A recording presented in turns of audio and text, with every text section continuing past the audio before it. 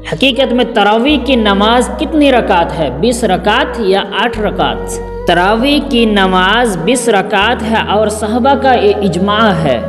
بیہقی کی حدیث ہے، جلد نمبر 2 صفحہ نمبر 699، اور یہ حدیث صحیح ہے۔ عن صائب بن یزید قال كنا نقوم في زمن عمر بن خطاب رضی اللہ تعالی عنہ ب20 رکعة والوتر۔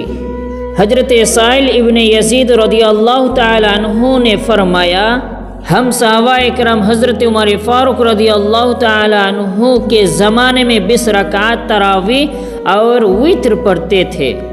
اور 20 رکعت تراویح کے بارے میں امام مالک جلد نمبر 1 صفحہ نمبر 115 میں بھی لکھا گیا ہے۔ ان یزید بن رومان قال كان الناس یقومون فی زمن عمر بن خطاب رضی اللہ تعالی عنہ برمضان ب23 رکعتا۔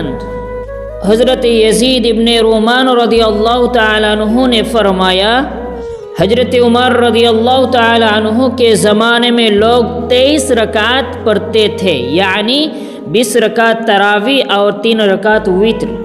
اور 20 رکعت تراویح کے بارے میں امام شافعی، امام مالک، امام حنبل اور امام ابو حنیفہ رضی اللہ تعالی عنہ سے منقول ہے۔ جمہور علماء کا قول ہے تراویح 20 رکعت ہے، 8 رکعت تراویح نہیں ہے۔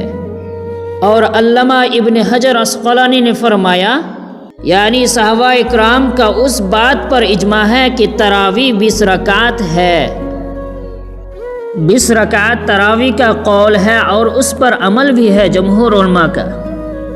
امام ترمذی رضی اللہ تعالی عنہ فرماتے ہیں، باب القیام شہر رمضان صفحہ نمبر 99، ترمذی کی حدیث ہے، یعنی کثیر علماء کا اس پر عمل ہے جو حضرت مولا علی، حضرت فاروق اعظم، دیگر صحابہ اکرام رضی اللہ تعالی عنہ 20 رکعت تراویح منقول ہے۔